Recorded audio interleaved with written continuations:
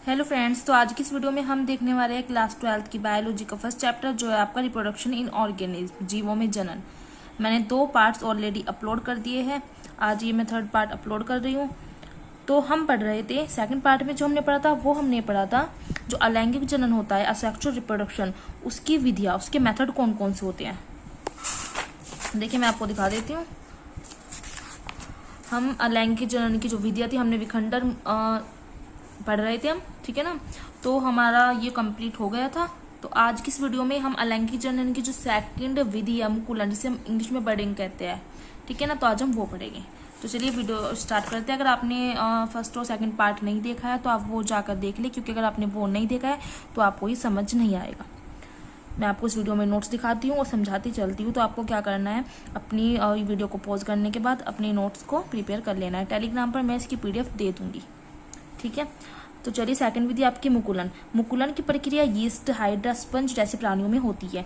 मुकुलन में जनक जीव के शरीर पर क्या होता है, एक बाह्य वृद्धि होकर एक या एक से अधिक रचनाओं का निर्माण होता है, जिसे हम कहते हैं मुकुल, तथा केंद्रक का विभाजन सूत्री विभाजन के द्वारा होता है और एक केंद्रक मुकुल में चला जाता है। साथ ही साथ मुकुल में वृद्धि होती रहती है और अंत में यह जनक जीव से अलग होकर एक नया हाइड्रा या नए जीव का निर्माण करता है। आपको स्ट्रक्चर बना के दिखानी है कि हाइड्रा का एक प्लांट है, यहाँ पे क्या होता है, इसका ये मुकुल बर्ड निकल जाता है। पैरेंट बॉडी डेवलप बर्ड, मतलब पैरेंट बॉडी क्या करती है, डेवलप करती है बर्ड को, मुकुल को। ये मुकुल बड़ा होता जाता है, इसमें केंद्रक आ जाता है, ठीक है ना। यहाँ पे आप केंद्रक बना सकते हैं। तो इसमें भी जब ये मुकुल बड़ा होता जाता है तो उसमें भी केंद्रक आ जाता है। ग्रोथ ऑफ बर्ड, बर्ड की ग्रोथ बढ़ती है। फिर क्या होता है, ये बर्ड जो है पैरेंट एटम से अलग हो जाता है और क्या हो जाता है, 2 डॉटर सेल का निर्माण हो जाता है एक पैरेंट एटम से। तो आप ये डायग्राम अच्छे से ड्रॉ कर सकते हो। ये हमने हाइड्रा का एग्जाम्पल दिया है। फिर आ जाती है आपकी जो 3rd प्रोसेस था आपका बीजाणु जनन। बीजाणु एक कोशिकीय पतली भित्ति युक्त अगुणित अलैंगिक जनन काय होता है, जो प्रतिकूल परिस्थितियों में जीवाणु, कवक, शैवाल, ब्रायोफाइटा, टाइडोफाइटा में बनता है। बीजाणु प्रकीर्णन द्वारा फैलते हैं और अनुकूल समय आने पर अंकुरित होकर नए जीव का निर्माण करते हैं। कुछ बीजाणु के उदाहरण है, जैसे आपके चल बीजाणु होते हैं, जिसको हम जूस स्पोर्स कहते हैं। चल बीजाणु जैसे नाम से ही पता चल रहा है, मतलब ये चल होते हैं। क्यों होते हैं चल, क्योंकि इनमें कशाभिका पाई जाती है। आपको पता है फ्लेजिला की हेल्प से ही कोई भी जो आपका बीजाणु है वो मूवमेंट कर सकता है। अनुकूल परिस्थितियों में स्पाइरोगाइरा, यूलोथिक्स, क्लेमाइडोमोनास जैसे जीवों में चल बीजाणु का निर्माण होता है। ये आपका स्पाइरोगाइरा का एग्जाम्पल है, जूस्पोर इन स्पाइरोगाइरा। इसमें क्या है, ये आपके जूस्पोर है जो मूवमेंट कर रहे हैं, किसकी हेल्प से, ये फ्लेजिला की हेल्प से। ये फ्लेजिला कशाभिका जिसको हिंदी में कहते हैं। सेकंड एग्जाम्पल आ जाता है अचल बीजाणु। जैसे नाम से पता चला है कि ये मूवमेंट नहीं कर सकते। क्यों, क्योंकि इनमें फ्लेजिला नहीं है। ये बीजाणु अचल होते हैं क्योंकि इनमें कशाभिका नहीं पाई जाती। प्रतिकूल परिस्थितियों में इनका निर्माण म्यूकर, राइजोपस जैसे कवक में होता है और अनुकूल परिस्थितियां आने पर ये बीजाणु अंकुरित होकर नए जीव का निर्माण करते हैं। ये आपका एग्जाम्पल है, ये न्यूक्लियस है, ये मेम्ब्रेन और ये प्रोटोप्लास्ट। इसमें फ्लेजिला नहीं है तो ये मूवमेंट नहीं कर पाएगा। थर्ड एग्जाम्पल आ जाता है आपका एंडोस्पोर। एंडोस्पोर भी आपको पता है बीजाणु होता है। एंडोस्पोर एक प्रकार का बीजाणु है जो प्रतिकूल परिस्थितियों में जीवाणु, बिलुकी नायगी में बनता है, ठीक है ना। ये आपकी इनर मेम्ब्रेन आ जाती है। ये एंडोस्पोर का एक डायग्राम है, आपकी cortex, outer membrane, cell wall and outer coat.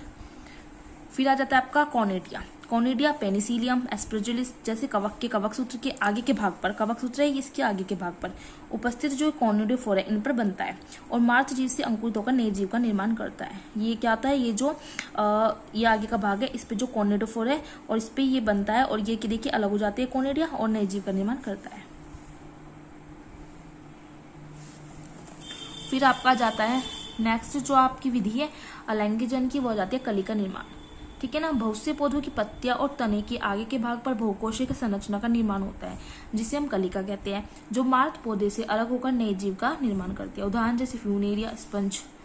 यहाँ पे इसका डायग्राम आ जाएगा।